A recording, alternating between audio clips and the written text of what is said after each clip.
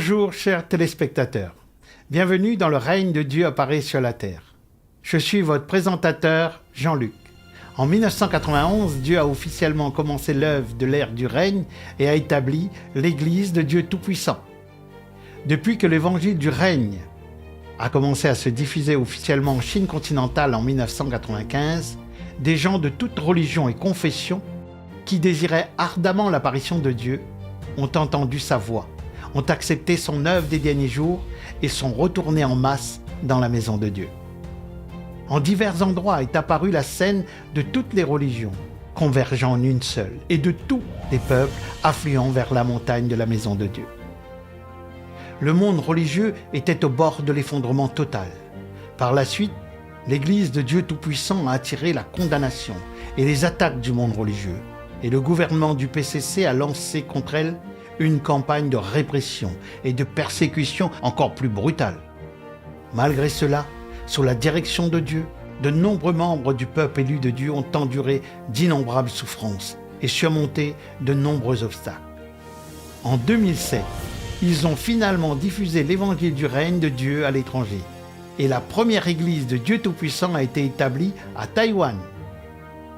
Après cela, des églises ont également été établies successivement en Corée du Sud, en Mongolie et au Japon, puis aux Philippines, à Singapour, en Indonésie, en Malaisie, en Thaïlande, au Vietnam, au Myanmar, au Laos, au Cambodge et au Timor oriental en Asie du Sud-Est, en Inde, au Pakistan, au Bangladesh, au Népal et au Bhoutan en Asie du Sud, au Kazakhstan, au Kirghizistan et en Ouzbékistan en Asie centrale, et en Géorgie et en Arménie en Asie occidentale.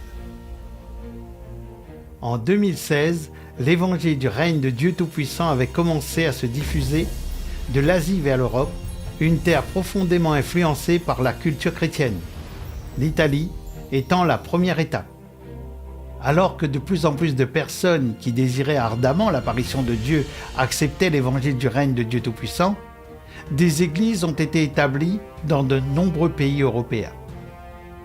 Cela inclut la Pologne, l'Ukraine, la République tchèque, la Hongrie, la Roumanie, la Bulgarie, la Slovaquie, la Moldavie, la Russie et la Biélorussie en Europe de l'Est, l'Allemagne, le Royaume-Uni, l'Irlande, la France, la Suisse, les Pays-Bas et la Belgique en Europe de l'Ouest, ainsi que l'Espagne, le Portugal, la Grèce, la Serbie, la Croatie et la Slovénie en Europe du Sud. Passons maintenant aux Amériques. À partir de 2018, l'évangile du règne de Dieu Tout-Puissant a commencé à prospérer sur les vastes terres de l'Amérique du Nord, avec des églises établies aux États-Unis, au Canada, au Mexique, au Guatemala, au Salvador, au Honduras, au Nicaragua, au Costa Rica et au Panama, ainsi que dans les Caraïbes, dans des endroits tels que Cuba, la Jamaïque, la République dominicaine, Porto Rico, Haïti et Trinité et Tobago. Pendant la même période, l'évangile du règne s'est également diffusé sans cesse sur le vaste continent sud-américain, avec l'apparition d'églises dans des pays tels que le Brésil, le Suriname, la Colombie, l'Équateur, le Pérou, le Venezuela, l'Argentine, le Chili, la Bolivie, l'Uruguay, le Paraguay et la Guyane. L'évangile continuant à se diffuser rapidement, l'Église de Dieu Tout-Puissant a également commencé à s'implanter sur les vastes terres d'Afrique. Depuis 2017, des églises ont été établies dans des pays d'Afrique de l'Est comme le Kenya, la Tanzanie, l'Ouganda, le Soudan du Sud, le Malawi, le Mozambique, Madagascar et l'île Maurice, ainsi que dans les pays voisins, la Zambie et le Zimbabwe. Par la suite, des églises ont vu le jour les unes après les autres en Afrique de l'Ouest, au Bénin, au Burkina Faso, au Cap-Vert, en Côte d'Ivoire, au Ghana, au Libéria, au Nigeria, au Sénégal, en Sierra Leone et au Togo. En Afrique centrale notamment au Cameroun, en République du Congo, en République démocratique du Congo, en Guinée équatoriale et au Gabon, ainsi qu'en Égypte, en Afrique du Nord et en Angola, en Afrique du Sud, au Botswana et en Namibie en Afrique australe. Maintenant que nous avons vu les progrès de la diffusion de l'Évangile en Asie, en Europe, aux Amériques et en Afrique, tournons notre attention vers l'Océanie. En 2018, le pittoresque continent océanien a également accueilli l'Évangile du règne de Dieu Tout-Puissant. En 2022, en Australie, en Nouvelle-Zélande et dans plusieurs nations insulaires du Pacifique Sud, l'Église de Dieu Tout-Puissant a également été établie. Selon les statistiques actuelles, on dénombre un total de 963 églises en Asie, dont 498 aux Philippines et 137 en Inde, 196 églises en Europe, dont 32 en Italie, 253 en Amérique du Nord, dont plus de 80 aux États-Unis et plus de 80 au Mexique, 233 en Amérique du Sud, dont 67 au Brésil, 102 en Afrique et 13 en Océanie. Aujourd'hui, nous vous invitons à visiter l'Église de Dieu Tout-Puissant en Italie et à découvrir la vie d'église des frères et sœurs locaux. Voici un reportage sur place depuis l'Église de Rome. Ciao, ciao ai nostri Bonjour chers téléspectateurs et bienvenue. Nous sommes en ce moment dans une église de l'Église de Dieu Tout-Puissant dans la province de Rome, en Italie. Construite en 1850, cette église a plus de 170 ans d'histoire et couvre une superficie de 380 mètres carrés. C'est un authentique bâtiment de style toscan. Avez-vous vu ces murs? L'extérieur est rose pâle avec une bordure orange. Ce mur est construit en blocs de pierre avec une porte cintrée. Il est incroyablement solide.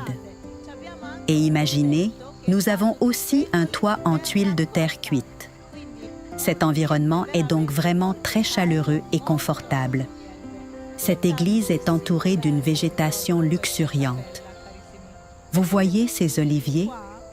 Ils sont tous centenaires. Ce sont de très vieux arbres. L'air est empli du parfum de la terre, des herbes, des fleurs et de la vie elle-même. Dieu soit loué. Nous sommes loin de l'agitation de la ville, loin de tout le bruit. Cet endroit nous offre à nous, croyants, un environnement très chaleureux et paisible. Des frères et sœurs de Rome et des environs sont tous venus assister à notre réunion. Entrons dans la maison de Dieu Tout-Puissant pour lui rendre grâce et le louer. Amen. Le 23 août, à 10h30, heure locale, dans une église de Rome, des chrétiens se sont rassemblés pour une réunion en personne sur le thème « Nous nous réunissons ici ». Plus de 40 chrétiens sont venus de toute l'Italie, certains ayant même voyagé pendant 8 heures en train. Ils ont parcouru de longues distances juste pour passer ce moment ensemble.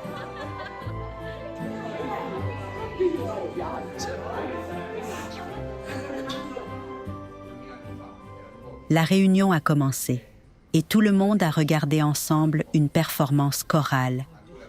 Hymne du royaume. Le royaume descend sur terre.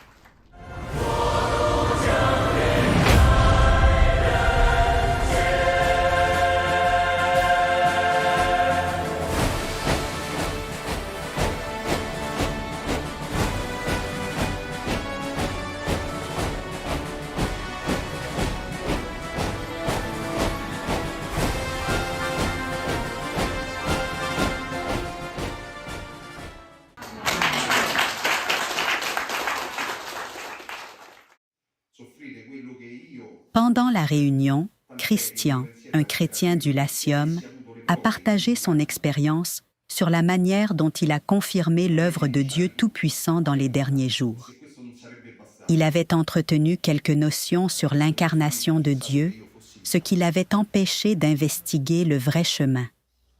Dans sa confusion, il a prié Dieu, cherchant sa direction. Dieu a donc entendu mes prières, et ses paroles m'ont apporté la réponse. Dieu Tout-Puissant dit, donc, pour distinguer si, oui ou non, il s'agit du vrai chemin, tu dois surtout regarder si ce chemin a l'œuvre du Saint-Esprit, après quoi tu dois regarder s'il y a ou non de la vérité dans ce chemin. La vérité, comme on l'appelle, est le tempérament vie de l'humanité normale. Autrement dit, c'est ce qui était exigé de l'homme quand Dieu l'a créé au commencement, à savoir une humanité normale dans son intégralité, y compris la raison humaine, la perspicacité, la sagesse et la connaissance de base sur la façon de se conduire. Autrement dit, tu dois regarder si, oui ou non, ce chemin peut amener l'homme à avoir une vie humaine normale, si oui ou non, la vérité dont il est question impose des exigences basées sur la réalité de l'humanité normale, si oui ou non, cette vérité est réaliste et pratique, et si, oui ou non, elle est la plus opportune. S'il y a la vérité, alors celle-ci est capable de conduire les hommes vers des expériences normales et pratiques. Les hommes, par ailleurs, deviennent de plus en plus normaux.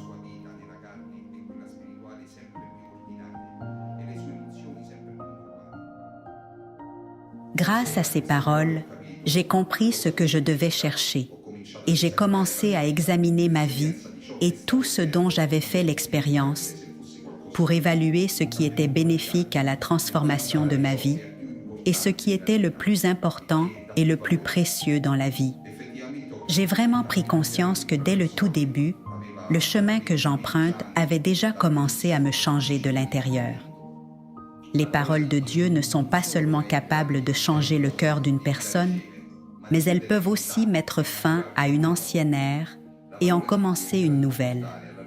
Les paroles de Dieu peuvent exposer les pensées cachées dans le cœur d'une personne et changer ses points de vue. Les paroles de Dieu sont comme un miroir étincelant pour l'âme, révélant la vérité au plus profond de notre cœur et reflétant notre moi intérieur et nos états. Enrico Gibellieri, des Marches, a également partagé son histoire. Il a souffert d'une tumeur au rein et d'une grave maladie pulmonaire, et pendant longtemps, il a été dépendant d'un appareil à oxygène. Sa vie était tombée dans le désespoir. Au moment où il se sentait le plus désemparé, il est entré en contact avec les paroles de Dieu Tout-Puissant grâce à une réunion en ligne. Avant, j'avais beaucoup de responsabilités au travail. J'étais directeur dans une multinationale allemande et j'avais de nombreux employés sous mes ordres. Mais j'étais très prétentieux et arrogant. Cependant, quand je me suis engagé sur ce chemin de foi en Dieu, j'ai pris conscience que mon tempérament commençait à changer. Je suis devenu plus patient et tolérant. Ma condition physique a également commencé à s'améliorer progressivement. Peu à peu, je n'ai plus eu besoin d'appareil à oxygène. J'en ai parlé à mon pneumologue et il a dit que c'était impossible. Mais le fait est que je n'utilise plus d'appareil à oxygène. Je dois remercier Dieu. En vérité, ce que je veux dire, c'est ceci. Il y a de l'espoir pour tous les frères et sœurs qui souffrent, car Dieu existe, Dieu est avec nous et Dieu œuvre en nous. Mon expérience en est un témoignage. Au vu de ce que j'ai traversé, honnêtement, sans Dieu, je ne serais pas ici aujourd'hui. C'est donc à Dieu que je dois exprimer ma plus grande gratitude.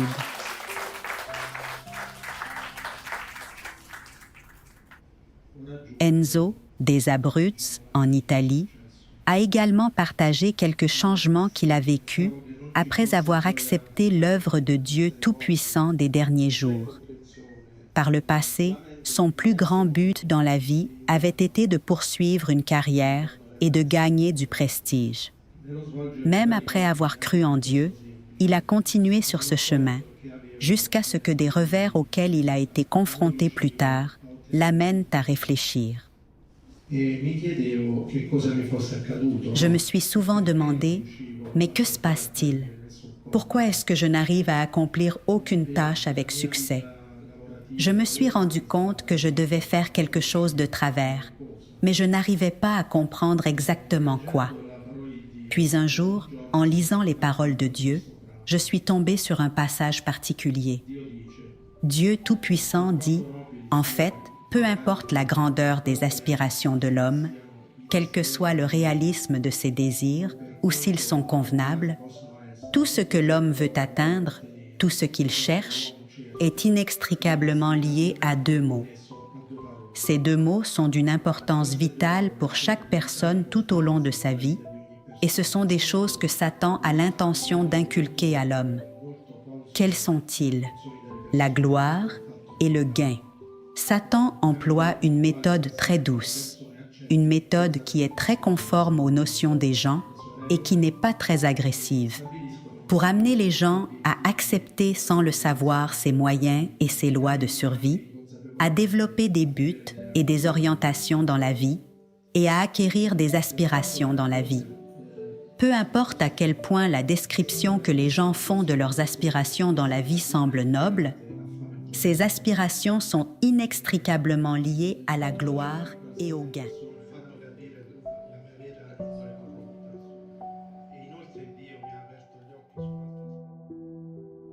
Après avoir lu ce passage, j'ai compris que j'avais apporté mon style de vie de poursuite de la gloire, du gain et du statut dans la maison de Dieu, et que Dieu n'aimait pas ça. Servir Dieu ne devrait pas consister à gagner un statut, une position ou des accomplissements personnels à tout prix.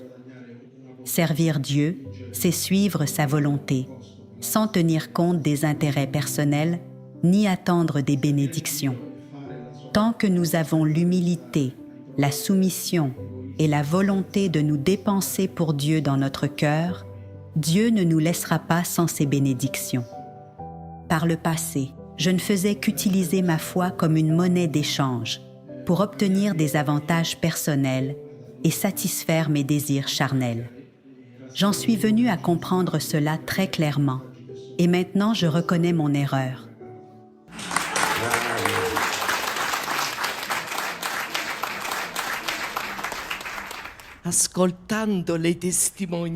Je me sens si émue en écoutant les témoignages de mes frères et sœurs. C'est pourquoi je remets entièrement mon cœur entre les mains de Dieu Tout-Puissant. Et en ce jour merveilleux, je veux exprimer ce sentiment. Je ressens de la joie, du bonheur et de la paix. Sans la présence de Dieu Tout-Puissant et l'œuvre merveilleuse qu'il fait pour nous, rien de tout cela ne serait possible. Amen. Dieu Tout-Puissant soit loué. Ensuite, 3 sœurs ont exprimé leurs remerciements et leurs louanges à Dieu par le chant.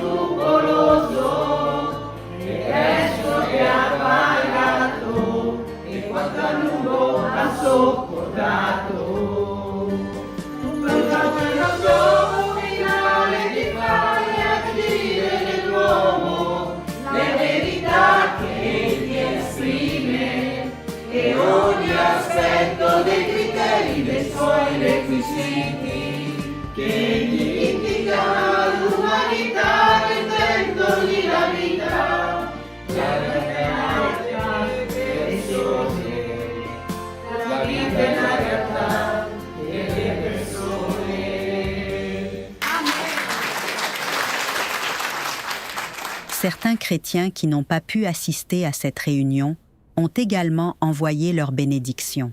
Ciao, ciao, ciao a tutti, fratelli, Bonjour à tous, bonjour frères et sœurs. Je suis sœur Wilma et je vis dans la province de Milan. J'ai vu les photos de cette église. Le bâtiment est magnifique et les environs sont merveilleux, en pleine nature. C'est vraiment charmant. J'ai hâte de la voir en personne. Dieu soit loué, c'est sa bénédiction. C'est un cadeau vraiment merveilleux, un présent. L'œuvre de Dieu peut aussi se diffuser plus rapidement grâce à cette maison, cette Église. Mais plus important encore, elle nous donne l'occasion de nous réunir, de nous rencontrer et d'apprendre à nous connaître. Je penserai à vous. Je peux déjà imaginer la scène, les étreintes, les larmes de joie, les moments émouvants et toutes les merveilleuses expériences que vous partagerez les uns avec les autres maintenant que vous êtes ensemble. Profitez-en et profitez-en pour moi aussi. On se verra la prochaine fois, d'accord? Au revoir. Je vous souhaite une merveilleuse journée. Je vous embrasse très fort. Au revoir. Buonasera a tutti, sono Cesare Pioli. Bonsoir à tous. Je suis Cesare Pioli, un dirigeant d'église dans l'Église de Dieu Tout-Puissant. Pour des raisons indépendantes de ma volonté, je ne suis pas à Rome en ce moment. Je suis si heureux et j'attendais vraiment avec impatience de me joindre à vous à la réunion. C'est quelque chose de merveilleux, c'est vraiment merveilleux, car nous pouvons nous regarder dans les yeux, parler et échanger des idées, en partageant avec nos frères et sœurs et en nous soutenant les uns les autres. C'est vraiment quelque chose d'incroyablement important. Cela nous aide à grandir et permet au Saint-Esprit de nous illuminer. Je suis sûre que nous nous reverrons la prochaine fois et que nous aurons l'occasion de nous rencontrer en personne. Je vous souhaite tout le meilleur. Dieu soit loué. Je vous embrasse tous.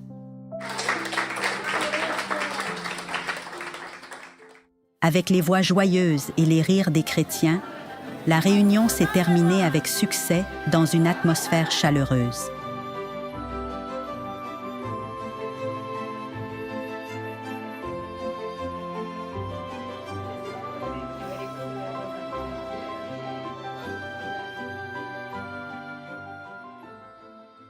Merci d'avoir regardé cette émission. À la prochaine.